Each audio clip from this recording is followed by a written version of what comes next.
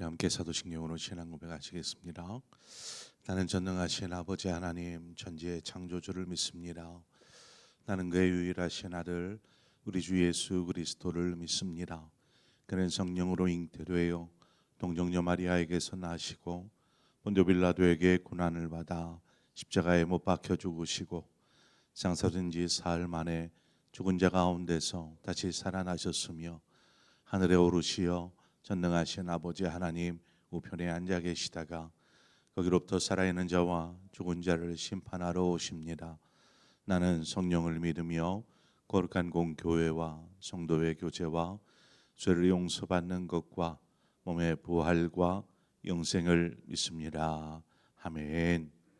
우리 함께 찬송가 218장 내 마음과 정성을 다하여서 주 너의 하나님을 사랑하라. 찬송가 218장 함께 찬송하도록 하겠습니다.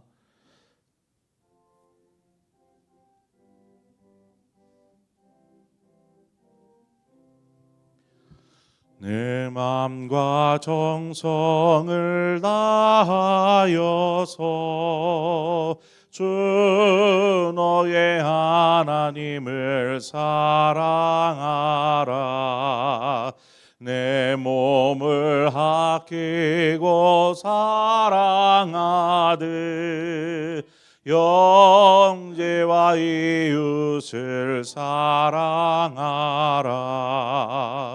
주께서 우리에게 명하시니 그 명령 따라서 살아가리. 늘 미워해치는 원수라도 언제나 너그럽게 사랑하라.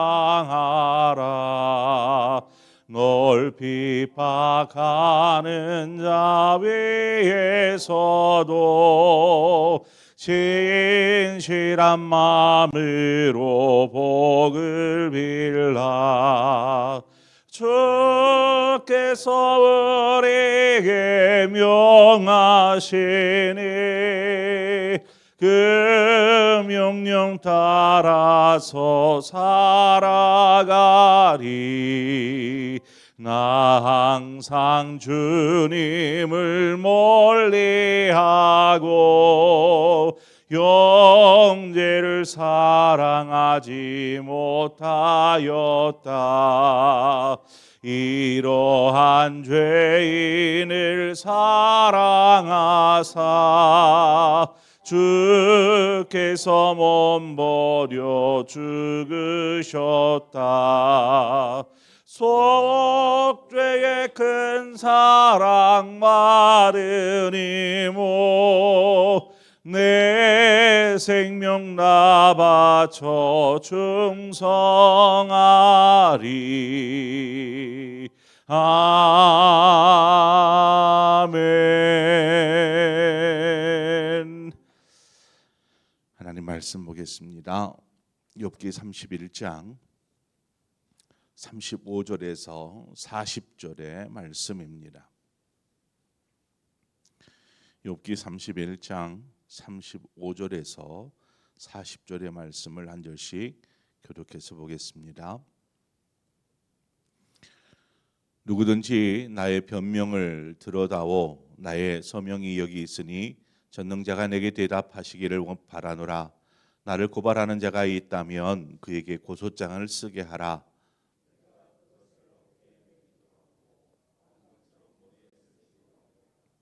내 걸음의 수요를 그에게 알리고 왕족처럼 그를 가까이 하였으리라.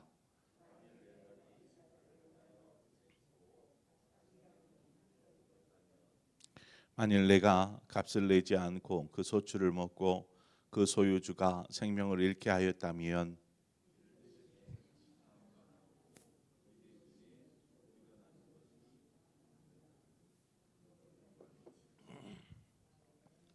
아멘.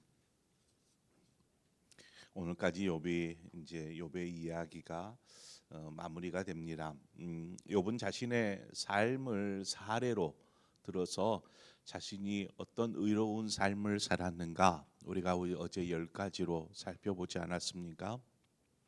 오늘 본문은 이제 그 마무리로서 욥이 자신이 한 이야기, 자신이 의로운 삶을 살았다라는 이 이야기에 거짓이 없다라는 것, 그것을 하나님에게로부터 인정받고 싶어 합니다.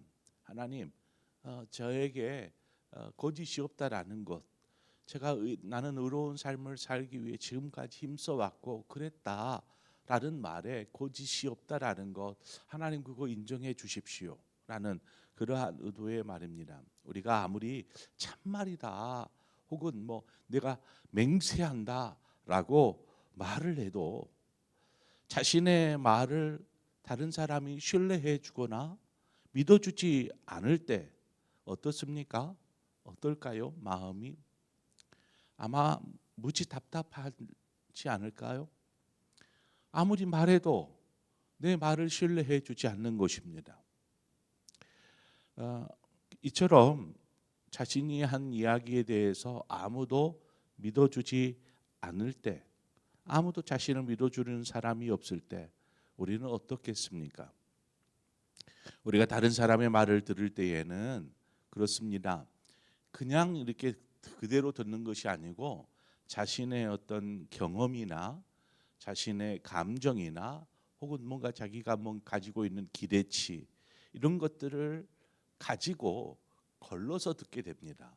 있는 그대로를 듣고 아 그렇구나 하면 좋은데 이것을 자신의 경험에 비추어서 이 사람이 한 얘기가 이러이러이러할 텐데 하는 그러한 생각들을 하는 것이죠. 마치 욥이 이야기할 때 친구들이 있는 그대로를 듣지 않고 너 이야기하는 거 잘 들었는데 지금 너의 상황과 처지 그리고 이런 결과가 있던 것은 우리의 삶에서도 그렇지만 하나님은 이런 분이셔.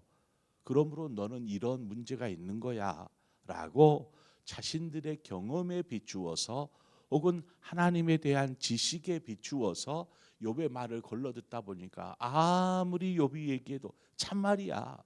내가 하나님 앞에 맹세할 수 있어. 해도 그 말을 그대로 받아들이지 않는 것입니다. 그래서 결국 오해가 이제 생기는 거죠. 오해가. 예를 들어 볼까요? 요셉이 꿈을 꿨죠. 어린 요셉이 꿈을 꿨습니다.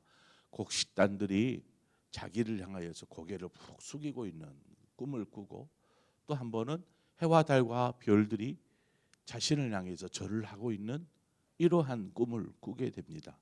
그 꿈을 가족들이 있는 자리에서 이야기를 했어요.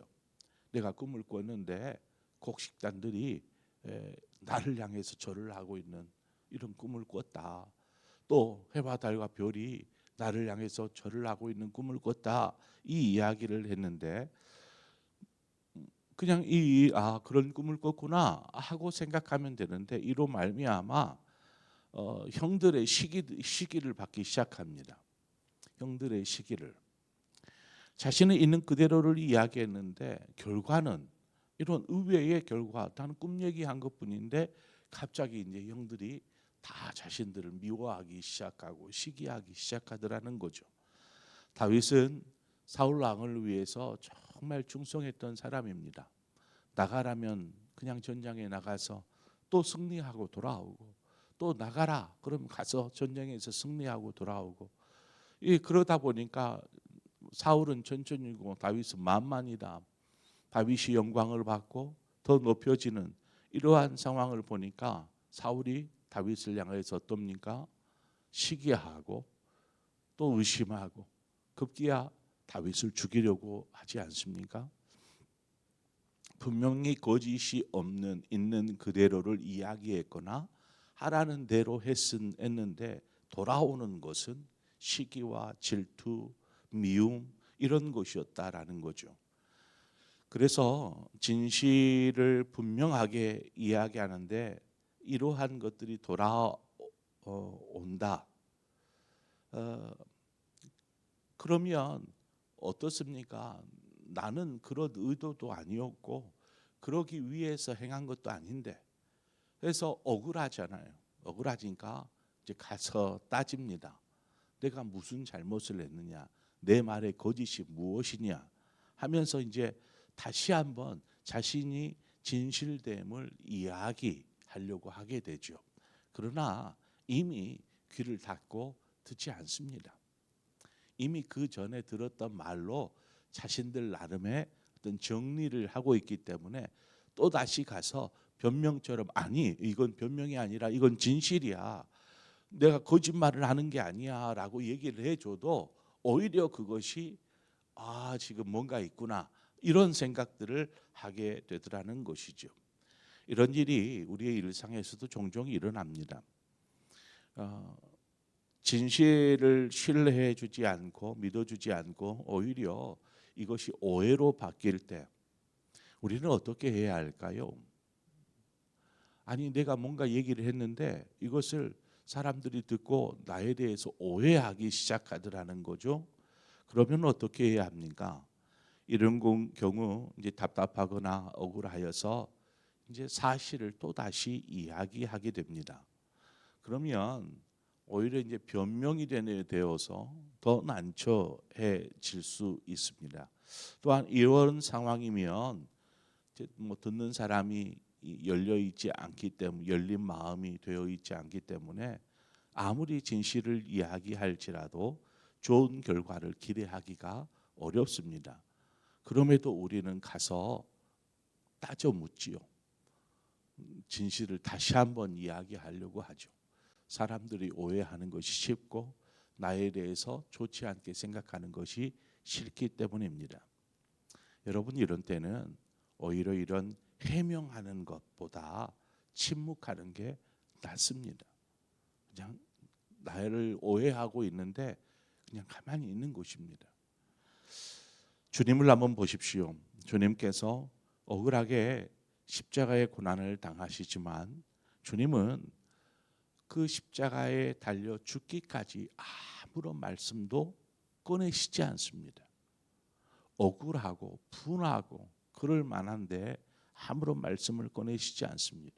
이사야 53장 7절에 그가 곤욕을 당하여 괴로울 때에도 그의 입을 열지 아니하였으며 마치 도수장으로 끌려가는 어린 양과 털 깎는 자의 앞에서 잠잠한 양같이 그의 입을 열지 아니하였도다. 주님은 아무 말씀을 하지 않으셨습니다. 왜 주님이 잠잠하신 걸까요? 여기에는 참고 인내하시는 것입니다. 하나님의 뜻이 이루어질 때까지 그냥 참는 것입니다.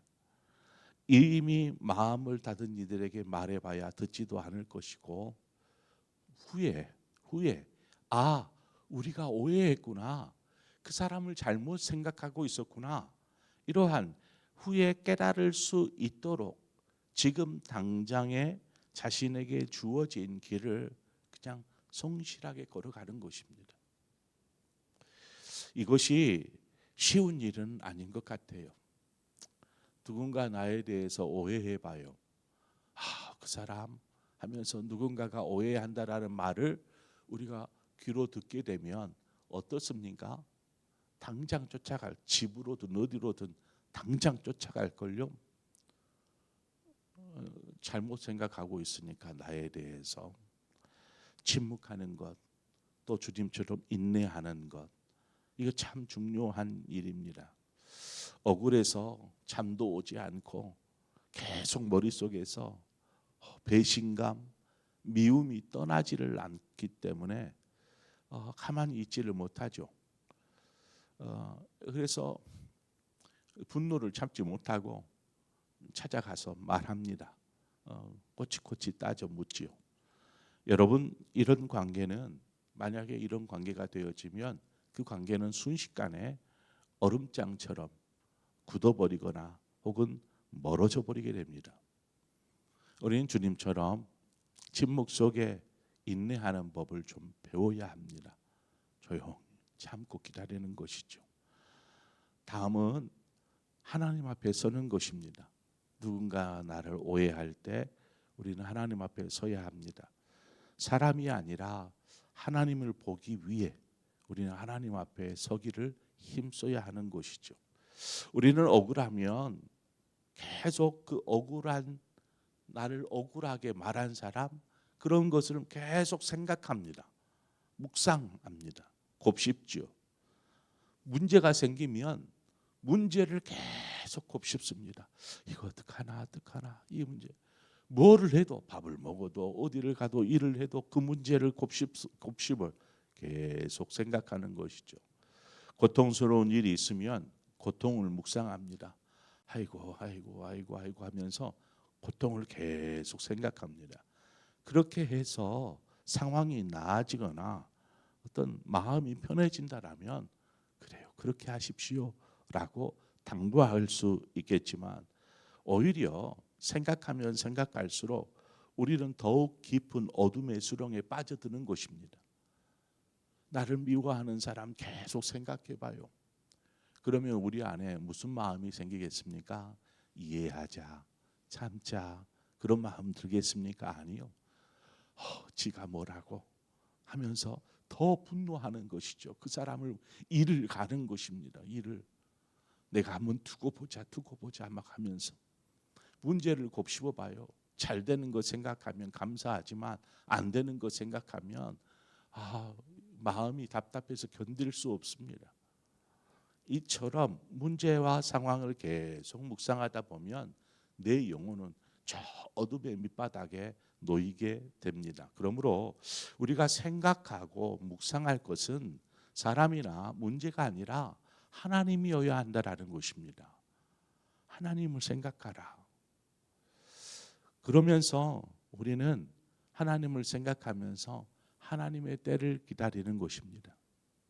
사람이 자신의 진실을 알아줄 때가 분명히 옵니다. 분명히 주님께서 십자가를 달려 죽으셨지만 여전히 사람들은 살기 등등하여서 예수를 따르던 무리들을 찾아서 붙잡으려고 합니다. 그러나 시간이 지나서 알게 되는 것입니다. 이분이 정말 그리스도시구나, 메시아시구나. 때가 되었을 때에 알게 되고 베드로가 선포하니까 4,000명, 5,000명 뭐 이렇게 예수 그리스도 앞에 돌아오지 않습니까? 역사가 그렇습니다. 분명히 진실은 밝혀지게 됩니다. 아마 이때가 되기까지 우리는 인고의 시간을 보내야 할지도 모릅니다. 그 진실이 증명되어질 때까지. 그 인고의 시간이 우리에게는 참 힘들고 때로는 우리 안에 상처로 남을 수도 있으나 우리의 마음을 병들게 할 수도 있으나 하나님이 우리의 진실함을 아시더라는 것입니다. 욥의 진실함을 아듯이 만약에 우리가 진실하게 행하고 말하였다라면 그 진실함을 사람은 몰라줘도 하나님은 아신다라는 것입니다. 그러므로 자신이 진실하다면 우리는 하나님 앞에 하나님 안에 거하여야 합니다. 오직 그 안에 거할 때에 우리는 비로소 평강을 얻을 수 있게 됩니다. 사람들이 나를 미워하는데 수군대는데 오죽합니까? 오해하고 있는데 내가 그런 것이 아닌데 내가 어떤 말을 했는데 왜 그걸 오해해가지고 저러지? 참지 않고 막 싸우고 따져 묻고 하는 것이 아니라 참고 인내하며 하나님의 때를 기다리고 하나님 앞에 서 있는 사람. 억지로 진실을 밝히려 하지 않아도 하나님 앞에서 하나님께서 우리의 진실됨을 분명히 증명해 주실 때가 있음을 알고 우리는 기다려야 합니다. 분명히 하나님은 모든 상황들을 역전시키실 것입니다. 제가 하나 글을 읽어드릴게요. 묵상글인데 진실을 말했지만 오해받았습니다. 억울했고 설명하고 싶었고 증명하고 싶었습니다. 하지만 주님 앞에 조용히 앉아보니 진실을 아는 분이 거기 계셨습니다. 사람은 몰라도 주님은 아셨습니다. 그래서 괜찮다고 말씀해 주셨습니다. 오해 속에 숨은 진실도 결국은 드러날 것입니다. 나는 오늘 또 진실하게 살겠습니다. 주님께서 나를 아시기에. 이런 묵상글이 있었습니다. 너무 멋지지 않습니까? 그리스도인의 삶이